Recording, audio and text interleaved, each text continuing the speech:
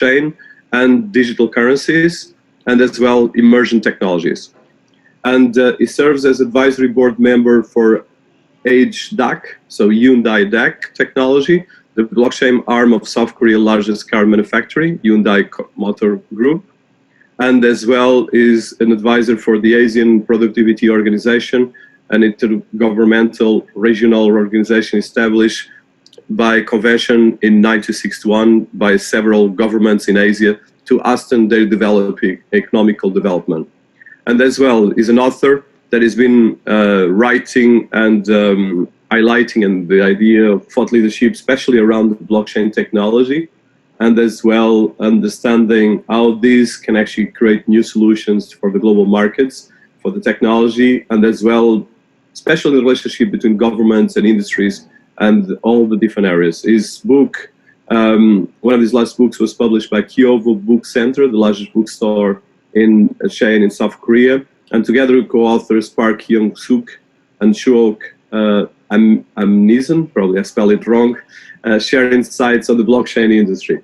So welcome to our series. It's a pleasure to have you here, Andy, and I'm quite excited to talk with you for the next time. Likewise. How's things in London? Yeah, London is great. Of course, we are still all struggling with the COVID-19 challenges, but I think we're coming back to normality. So to start, I want to start by asking you a bit about your background. And I think South Korea has been one of the emerging economies in the last actually 30 years or 40.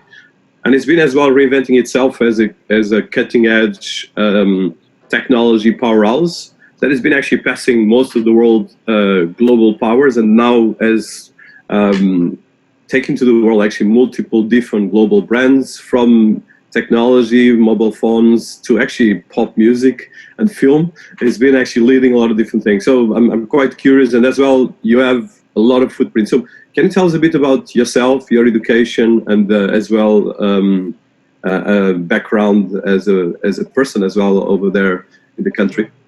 Sure. I'm from Singapore, but I spend most of my time in the regional countries. So looking at the last 10 years, maybe 10, 12 years, I spend most of my time in countries like South Korea, Japan, Australia at times in the earlier 2000s, and of course Hong Kong, China are places that we often run our businesses there, and a lot of good friends are in Hong Kong. So for myself, I started my journey in the blockchain space in 2017. That was the time where I founded a supply chain company called Infinity. I have since stepped down as the founder and CEO in 2019, and I've joined the Asian Productivity Organization as the blockchain advisor. That is actually there's actually a story behind this. I joined the government because I realized that there are a lot of scams running around. Since 2017, 2018, a lot of money lost and so forth. I wanted to do more for this space. So if you look at my profile, I am with APO as the blockchain advisor. That is already intergovernmental. Is between 22 countries, and then I'm also an advisor to the governor of Gyeongsang-bok province in South Korea, together with friends like Brock Pierce, Alexis, and so forth.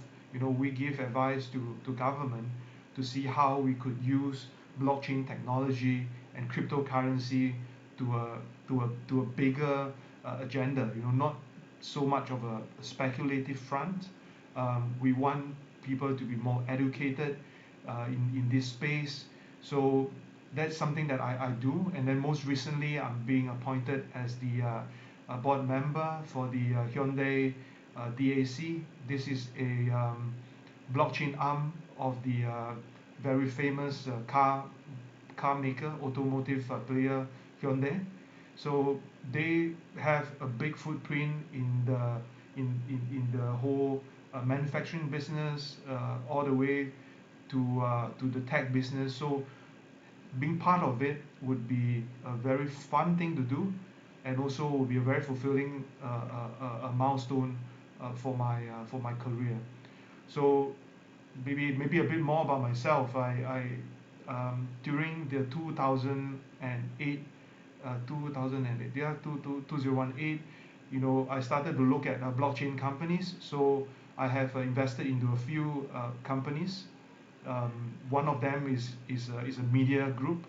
Another is a due diligence company that help investors look at uh, look at better uh, uh, investment opportunities, real investment opportunities. We dig a lot into the profile of some of the companies that they invest.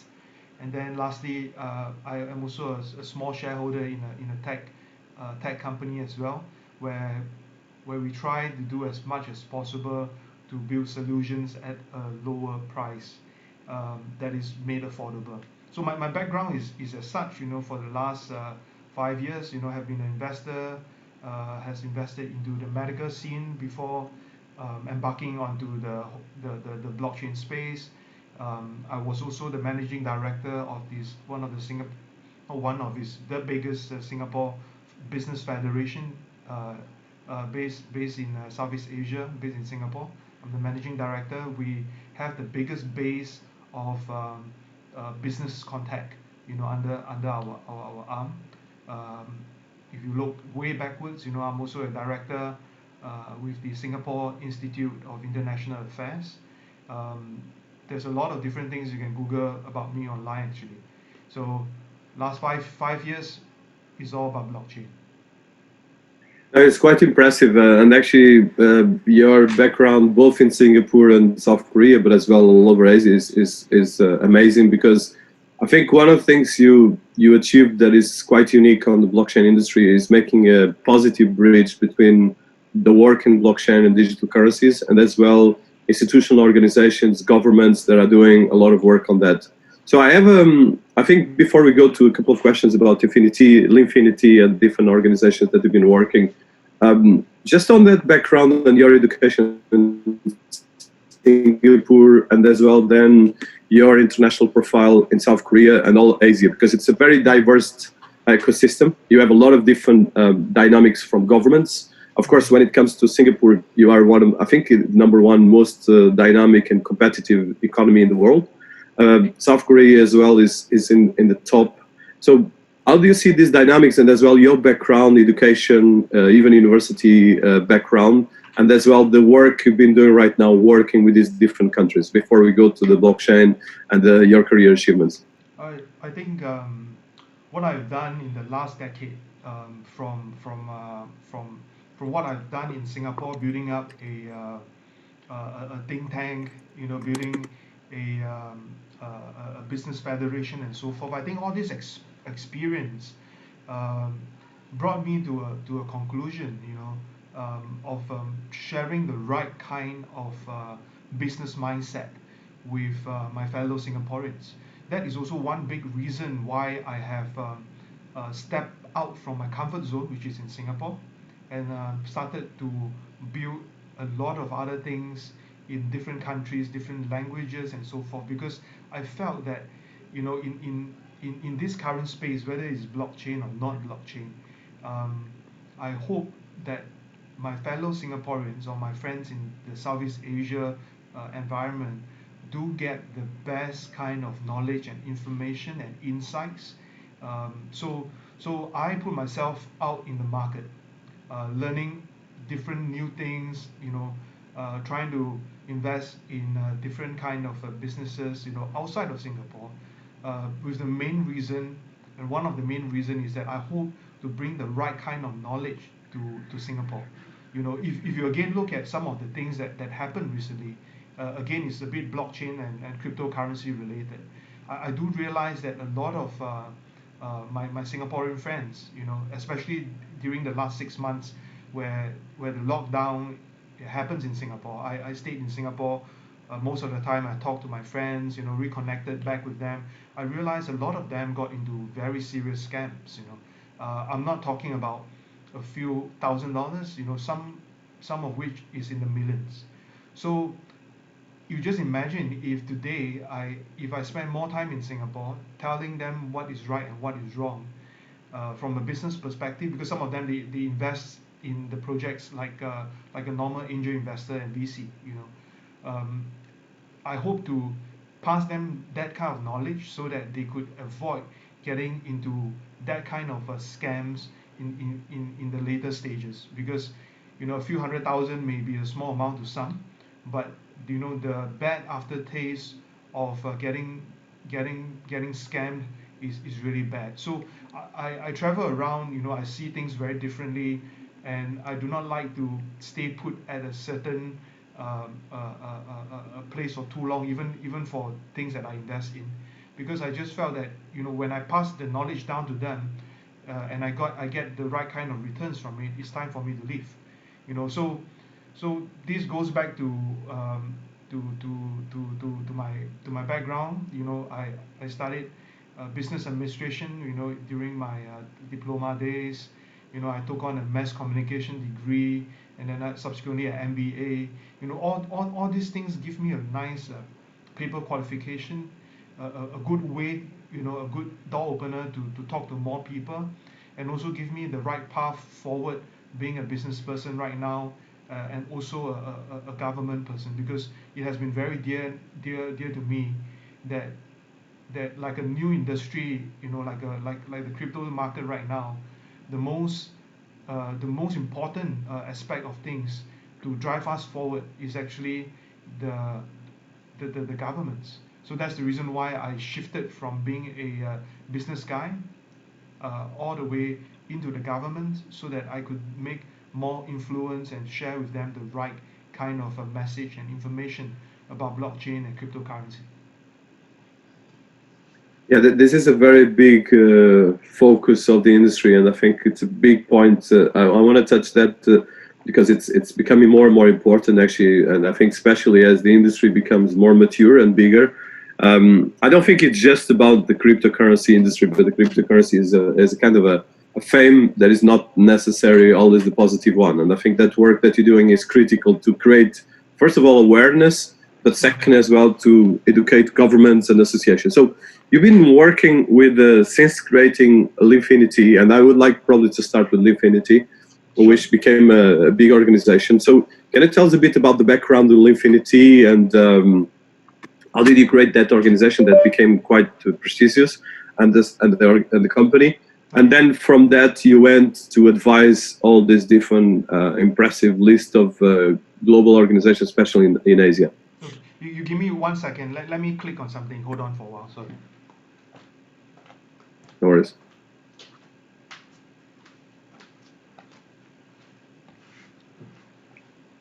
Yeah. So a bit about Linfinity. So Linfinity is actually mooted. The idea mooted in 2017. Things got a lot more serious in 2018, where we realized that one of the biggest use case for blockchain technology is actually in the supply chain space. So we started to develop solutions for the supply chain space, working very closely with a few brands, with a few clients back then, alcohol clients, tobacco clients, and we developed a nice framework, a nice software for the tracing and tracing and basically authentication of products. That is in 2018. Most of the time where we did a lot of publicity, a lot of push and so forth. But things have actually died down a lot in that space. Why do I say that? Because things has already matured a lot since 2018. So that was the Linfinity pass. And again, one thing to highlight, back in 2018, we did not do any ICOs. We never raised millions of hundreds of millions of funds and so forth. A lot of which we depended on the kind of business acumen that we have and the business context that we have. So that was quite a journey, because back in 2018, many of the companies are all overwhelmed and very much into the business of fundraising and ICOs, and then what's next, So we are one of the few companies which did very well, and we have not gotten any form of ICO fundings. So when I left the organization in 2019, everything is still nice, everything is cordial and so forth. But I left because of the calling from the government. We did a couple of things with the government. In fact, I can't disclose the identity or the country, but we did a few good pilot trials for the government on how to implement the blockchain technology into their current supply chain system. So that was also how I got to know of Asian Productivity Organization. We signed a MOU together to explore some of this blockchain framework.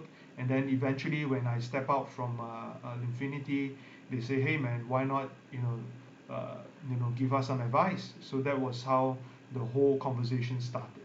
And since then, to be real honest, the work that is being done from a government standpoint is a lot more precious than me running a company, because within a government setup, and especially when I talk about intergovernment, there's a lot of relationships to handle.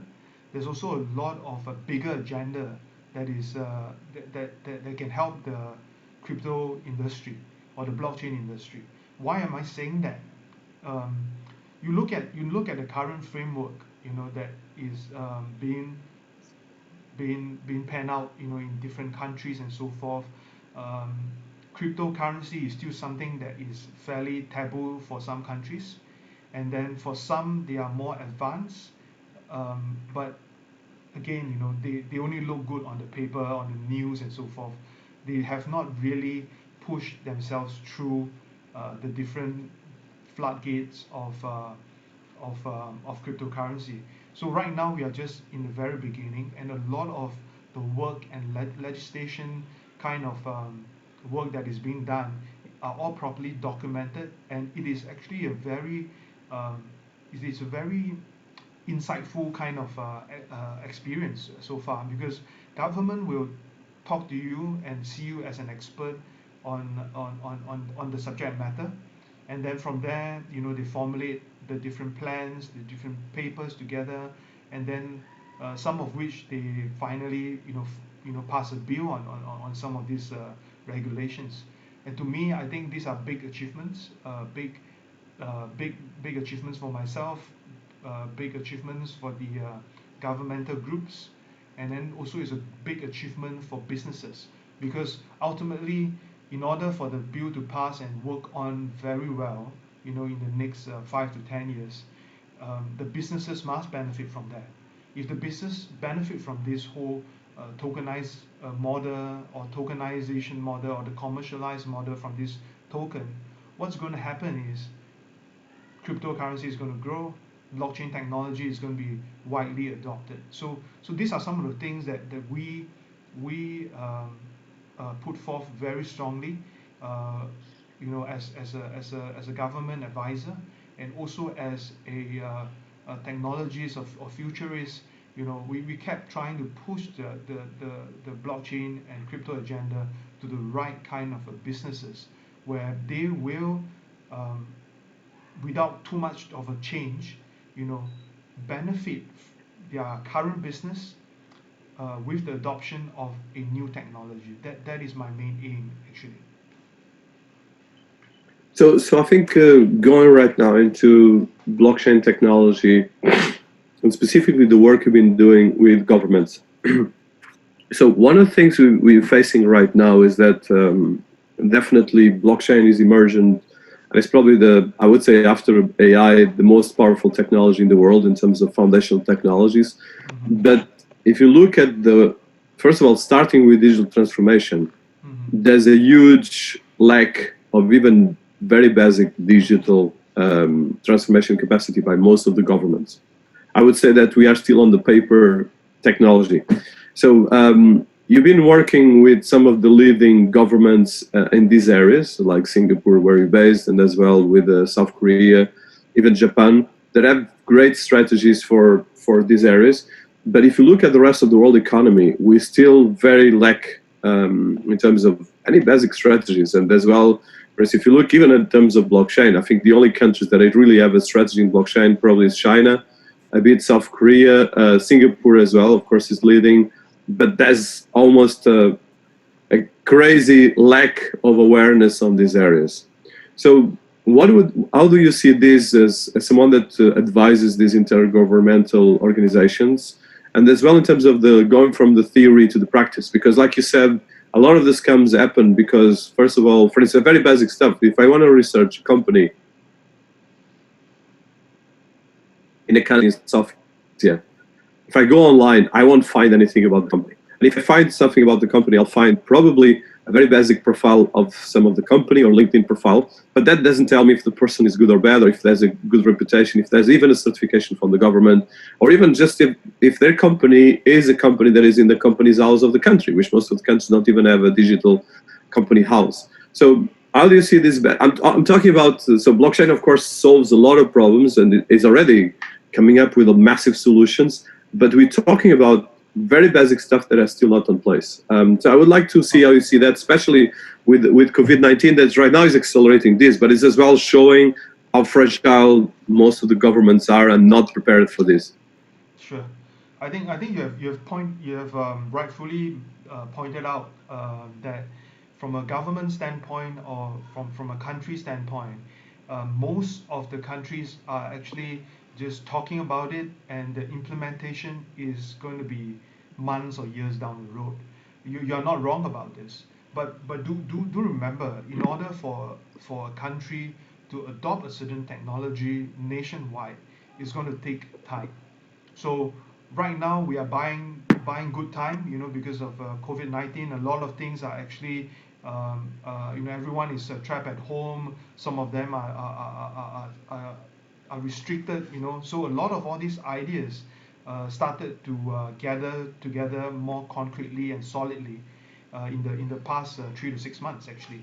So I do see that there's a very good positive vibes, from various countries, in the south of Asia, all the way to Southeast Asia. We do see that there are people trying their very best to see how we could make use of the technology to make themselves better, even during COVID and also after COVID.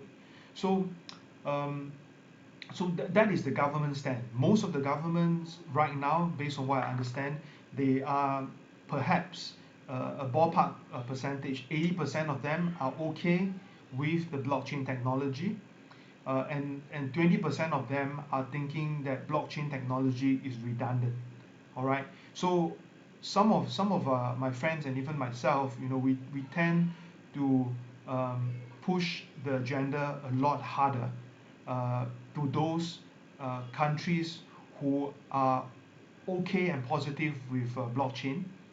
Push harder, let them experience the right kind of blockchain way of running the country or putting up the bill, while um, while all those countries who are not so receptive to blockchain technology, they find that it's a scam and all those things. We hope that through some proper promotion from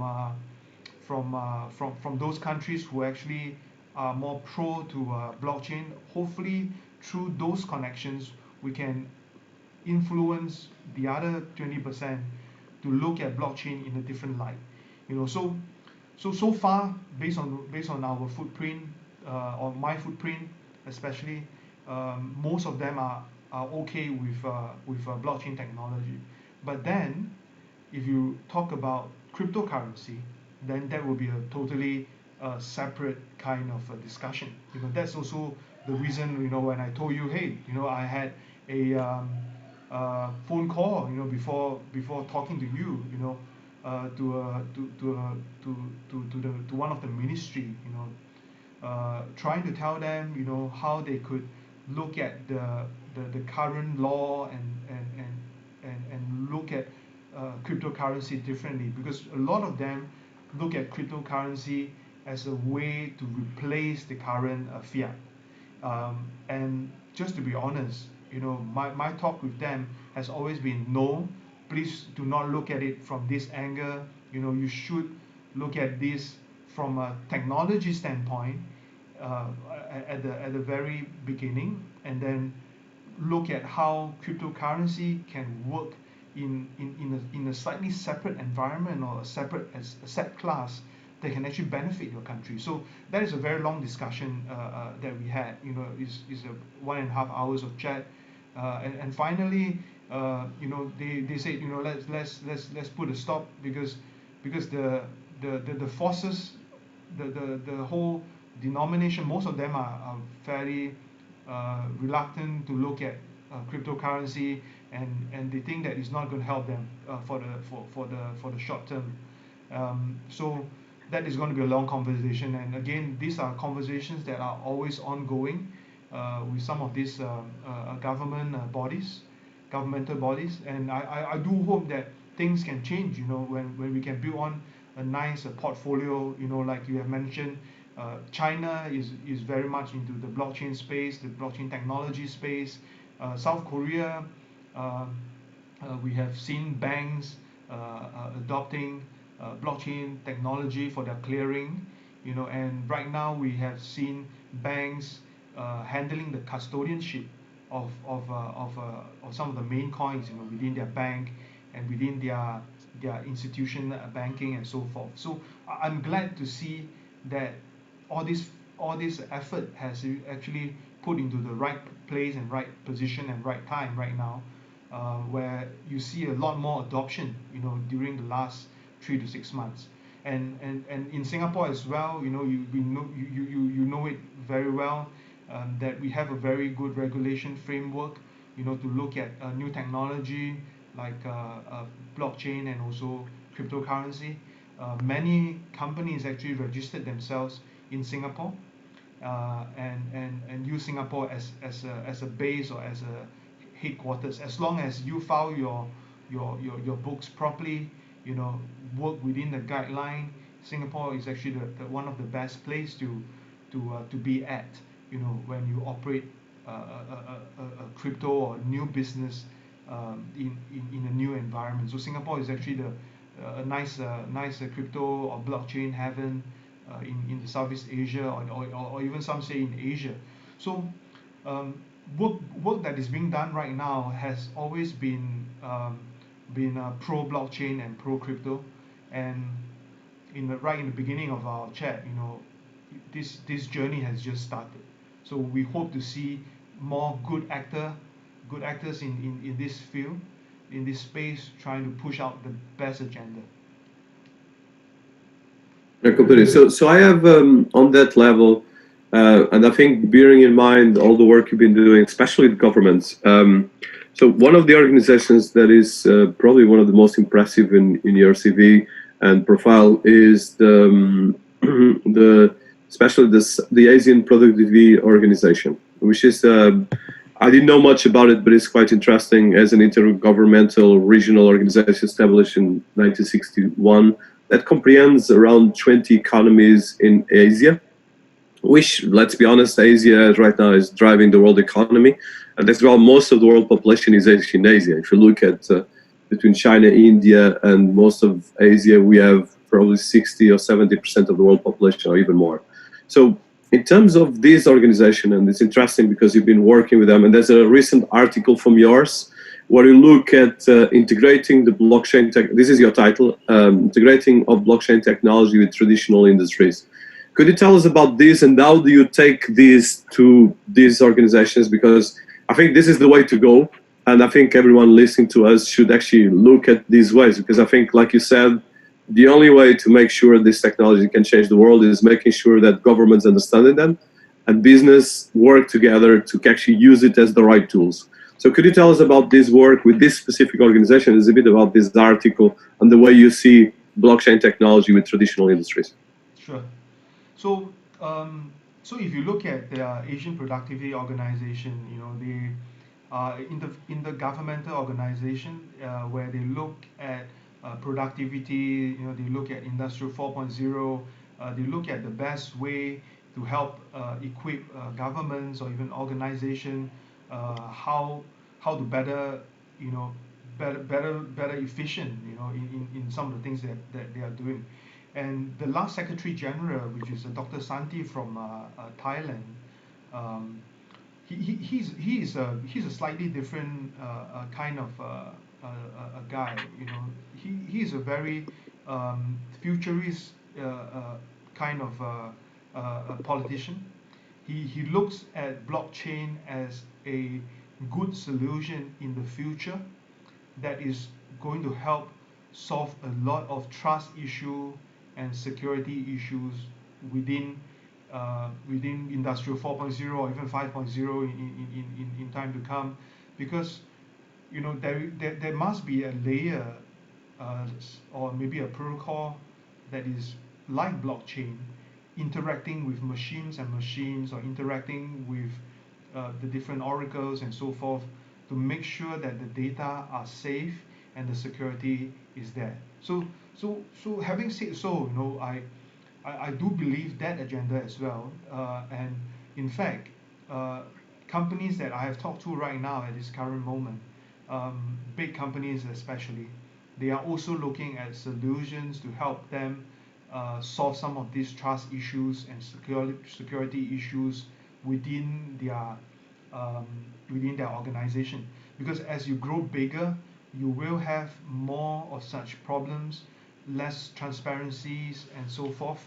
So a lot of these big companies are looking at this. So when we talk about the work that is being done within government organizations and so forth, um, is you know, I try to keep it as simple as possible, because a lot of these initiatives, a lot of the people that I'm in contact with, I don't think they would want to be named in any of my interviews or even in writing, because some of these things are rather sensitive.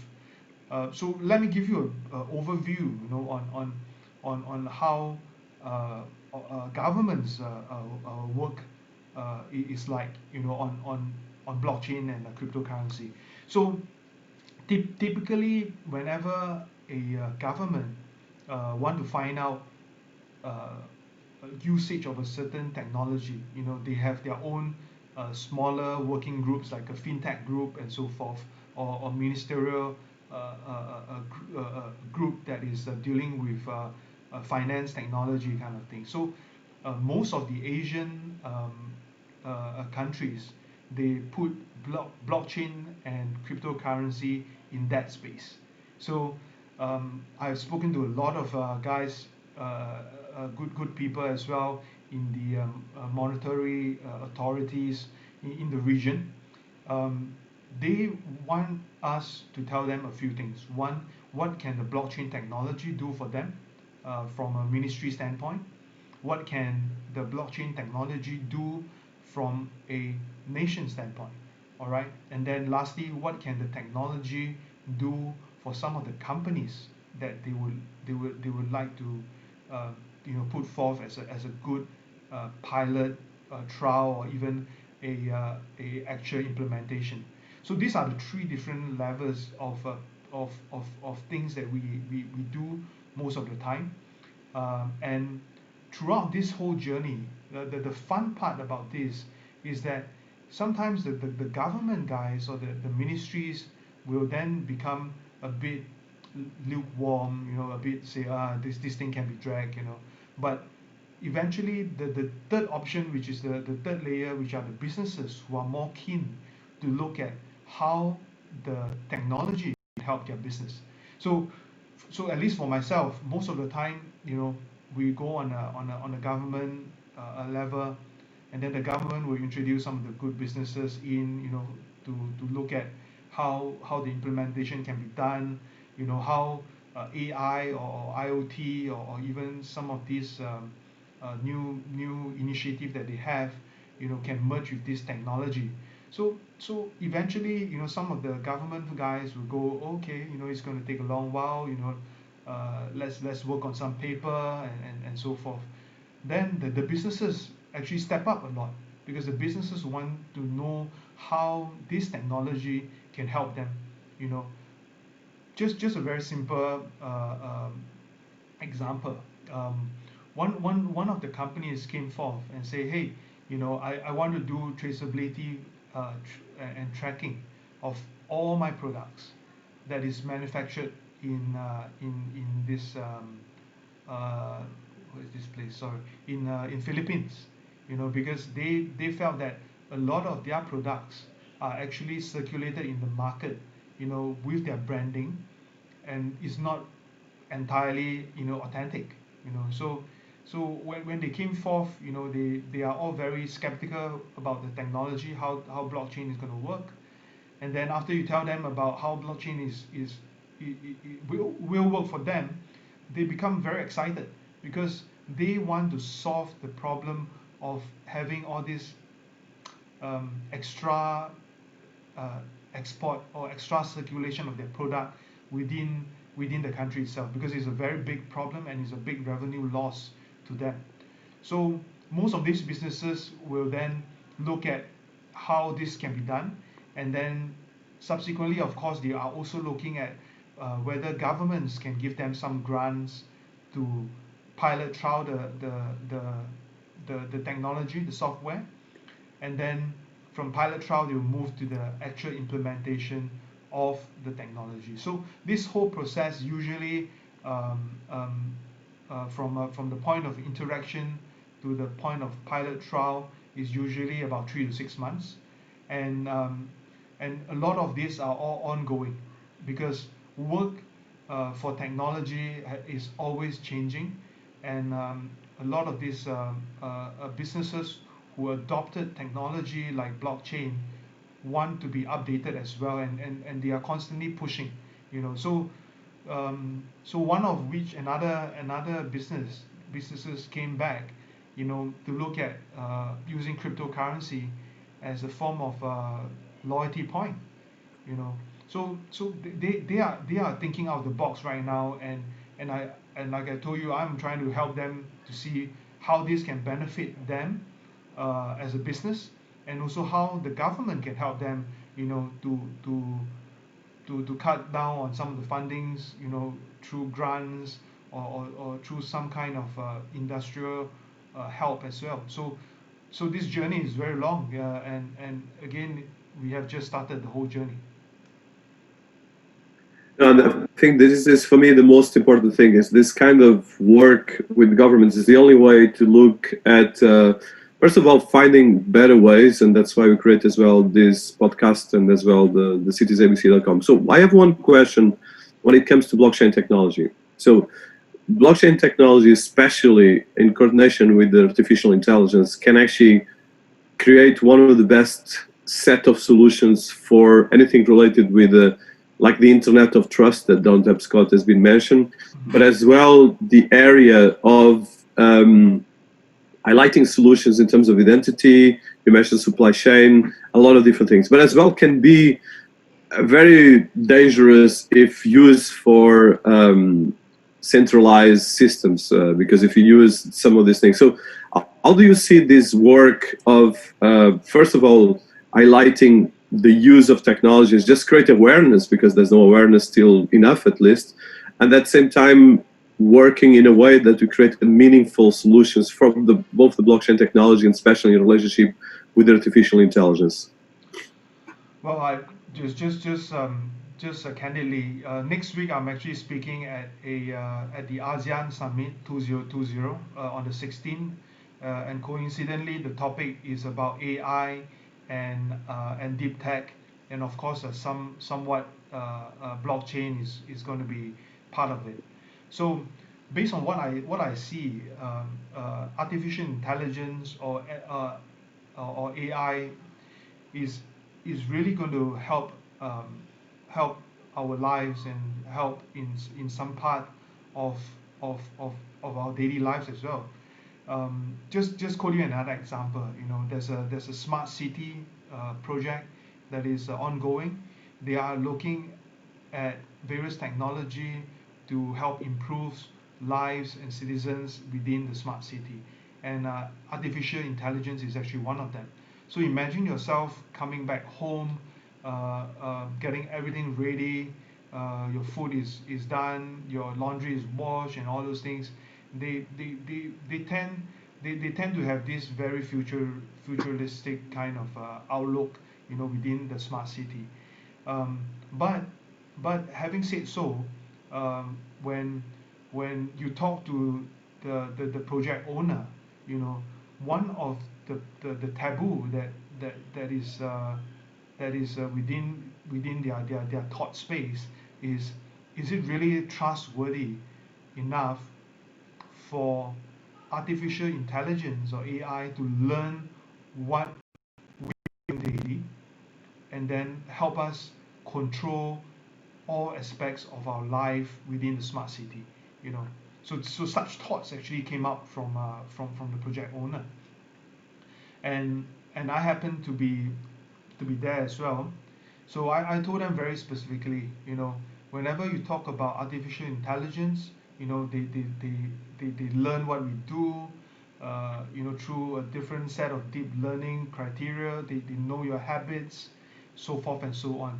It should be quite safe if it's not hackable, right? So if there's a chance to be hacked, so my take to them is, then what kind of firewall do you have in place? What better solutions do you have right now? And then after a lot of different debates, on different with different committees, from the investment committee to the board and so forth, they then realized that, hey, how about putting it on the chain? Whatever habits or whatever actions the artificial intelligence have to do must be validated on the chain before they can do anything. That is actually an added layer of trust and security that is provided to the homeowners and to the project owners. When they are talking about a totally intelligent city, intelligent city with intelligent artificial intelligence, very very very well shaped, in this manner where blockchain technology can safely seep into the whole framework and creating a good layer of trust. Again, the word to use, a layer of trust for everybody. So I do see that blockchain is not going to work alone. Um, if you have seen some of my videos, I always say this, in some of my presentation, a lot of people would say that blockchain is going to change the world. But trust me, it's not blockchain alone that's going to change the world, because blockchain alone can't do much. All right, it is with the interaction with the different technology, from IoT to AI to big data, that forms a better, secure ecosystem so that it can really grow bigger in collaboration with the rest of the people. you know and again, another example I want to share. Whenever people, some of the even bigger blockchain companies will say that, hey, if you use my technology, blockchain technology, I can assure that 99% of the things that you authenticate using my chain, is going to put you in the forefront. Everything that's on the chain, your products on the chain are going to be real. But trust me, this is not true, because as long as there's human interaction, there's definitely counterfeit. There's always human being trying to find a way, a gray area, where they could do something bad. They will smuggle some of the products out and all these things. So I told them, blockchain technology is not going to create wonder. but blockchain technology is going to reduce the chances of having more fraud in the market, having more fake products in the market. So trust me, it is the interaction with the different technology that is going to create the true value of blockchain. So if you again look at some of the projects that are in the market right now, I think they overhype the technology piece, and that pisses me off actually, because if you want to use this as a speculative tool to attract investors, VCs, I do understand, but if you are going to run a software scam, or even a Ponzi scheme like kind of a product, that is totally not blockchain, because blockchain technology itself is actually doing good. But if you are going to do bad using that technology and giving it a very bad name, we can't stop it. But we are trying our best within the communities, blockchain communities, to help improve the branding and the positioning of blockchain, and try to tell people the truth about the technology. So again, just to summarize, I think blockchain and the rest of the technology must work closely together to form a better ecosystem, and also to be part of our daily lives in the future. I'm completely with you, and I think it's the way to go. So I think one of the last questions I have, we're passing 1 hour, or probably have two questions still, but one of them is, you mentioned precisely cryptocurrencies, and you've been actually one of the evangelists and as well educators in a lot of different areas. And as well, Singapore has been, probably Singapore and South Korea are probably the most advanced countries in terms of usage of cryptocurrencies. I'm talking from a trading perspective, exchanges, and even the adoption of the population, especially South Korea. It's one of the countries that has more adoption of cryptocurrencies from their population. So how do you see this in terms of cryptocurrencies, and as well the present stage of cryptocurrencies? Because like you said, let's say between 2015 and 17, we had the cryptocurrencies that raised almost close to $1 trillion valuation, and it was around $700 billion. At the moment, we have around, I think, over 6,000 cryptocurrencies in the world, according to CoinMarketCap, and we have a valuation of around 350 to 400 billion dollars. And of course, we are in the beginning, but we have, of course, mainstream things like Facebook and actually the Chinese government coming up with these on digital currency.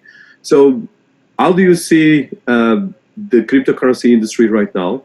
And as well, the evolution from ICOs to STOs, and especially when it comes to the countries where you're based, because especially I think Singapore is the one with most regulatory part, but there's still a lot of work to be done. I would like to have your opinion overall in the industry. Wow, that is a very big, yeah, it is. big question, very big one, man. So I think you're right. In terms of the trading volume, South Korea is probably the highest in Asia. Also because a lot of these transactions are also backed by the Chinese. So that is also a very good strategic location, for South Korea. And you see a lot of Chinese actually in South Korea looking at the cryptocurrency, trying to do a lot of trading within this place. I think trading is a very separate thing to me, because whenever we talk about trading, a lot of speculation is being done. A lot are very similar to IPOs, options trading that in the traditional market, but is like steroid. You put on a big steroid to it, and the trading volume and the trading price fluctuates a very big. So I think this kind of high speculative trading is going to stay for a long time. Why am I saying this? Is because if you look at how the bigger exchanges like Binance, even Huobi, OKEX, Coinbase, Gemini, and so forth, they are all into this. They create an environment for people to trade. create a hype for people to trade, to speculate 100 times, 1,000 times, for some of these second tier exchanges as well, to me this is going to stay. But is this going to be a very sustainable model?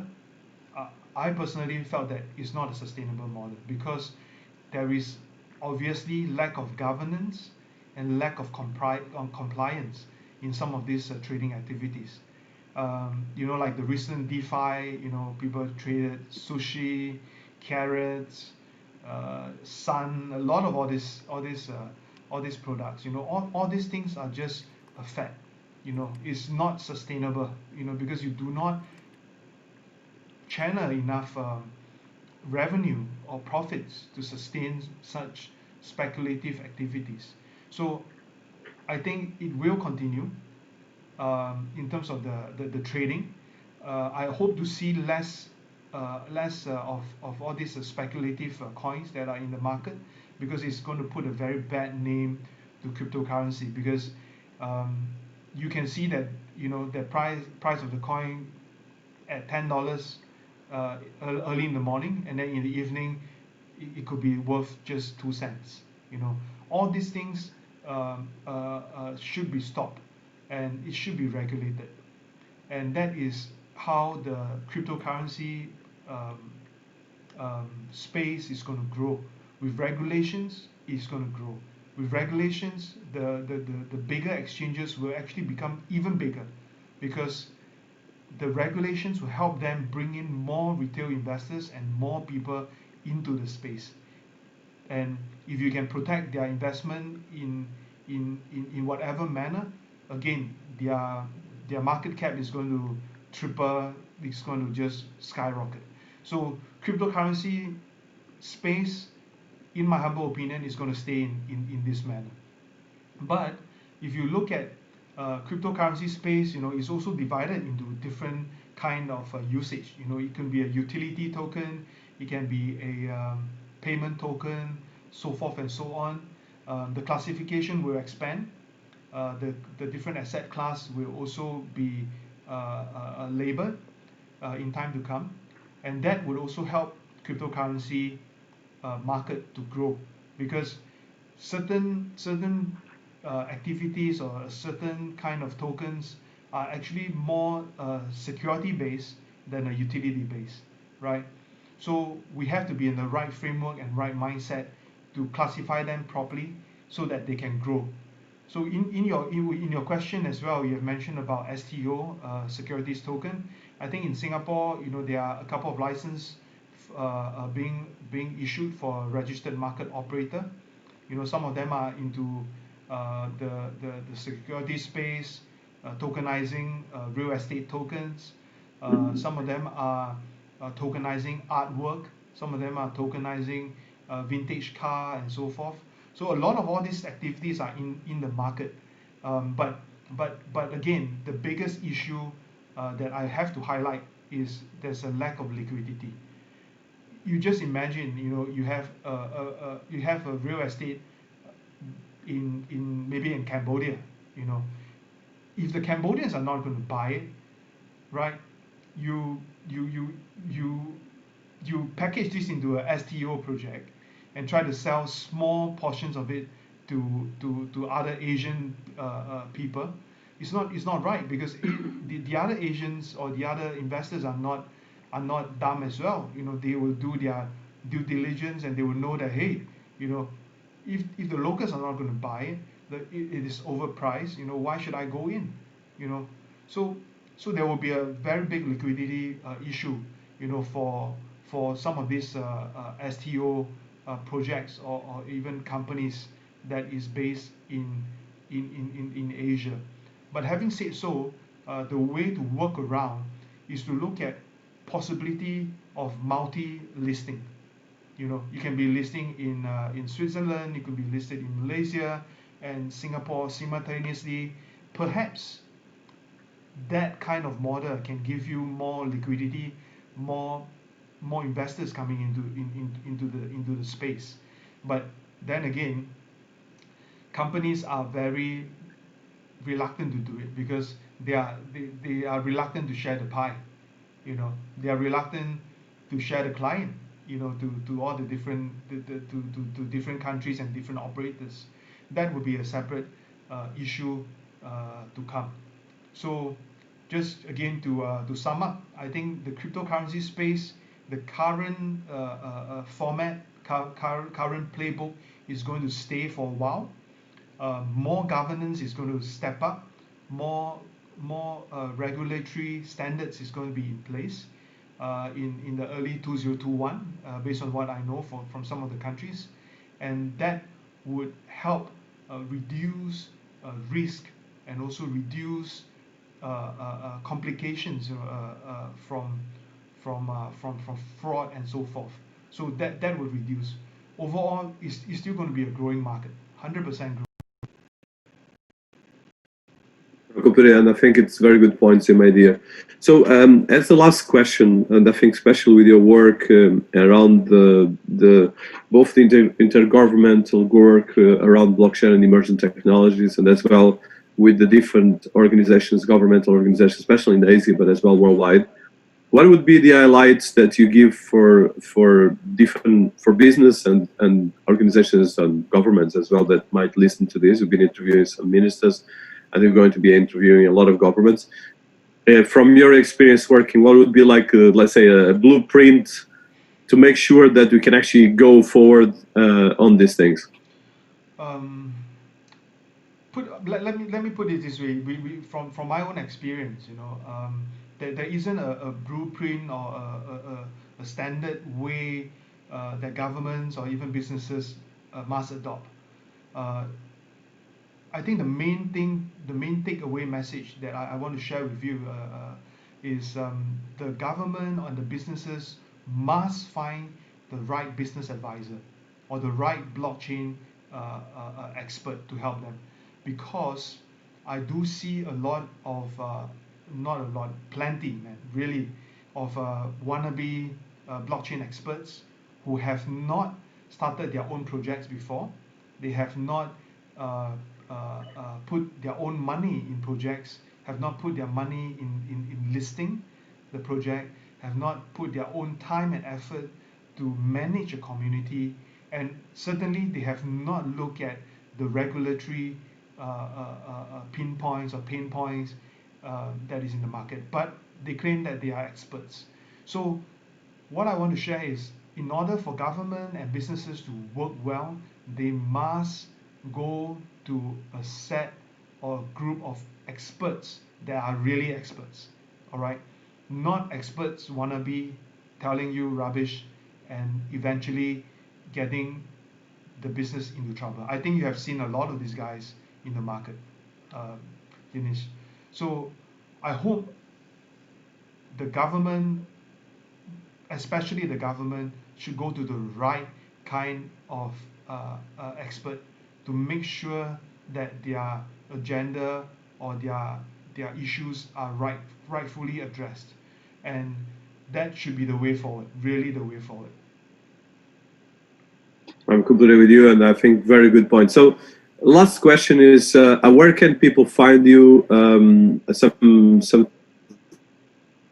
things you highlight for the audience. So we're going to put, of course, all the links here in the interview on your YouTube channel, our podcast, and as well on Citiesabc. But just highlights where people can find you and read about you. I know that you have Medium, but just understand different areas on your website. I have a website called andy.com, www.andy.com. I own this possibly for 20 years already.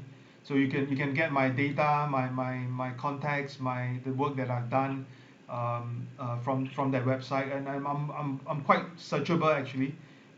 Very active on Twitter, LinkedIn, and so forth. I have quite a big following as well, on the social media. So governments or even businesses, they can just drop me a message. I'm very friendly. I don't give advice for the sake of giving. I mainly want to make new friends and know new people along the process. So you can know more about me online. Just search my name, Andy Lian. You can find easily on Google. For some of the people who are more like they like to read books and so forth. I also have a book titled Blockchain Revolution 2030, but sad to say is in the South Korean language.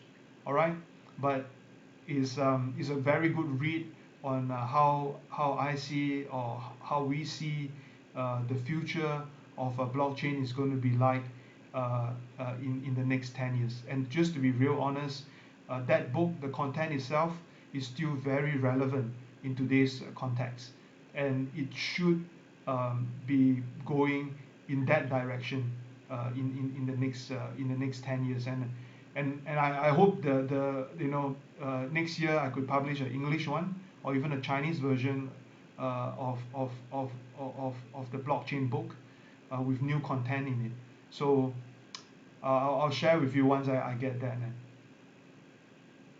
Thank you so much, Andy. I think there's a lot of questions I have, but I think we've been 1 hour, so we appreciate your time, and congratulations for all the fantastic work you've been doing, and as well I think the insights you've been bringing to the blockchain industry, especially in Asia, but as well worldwide.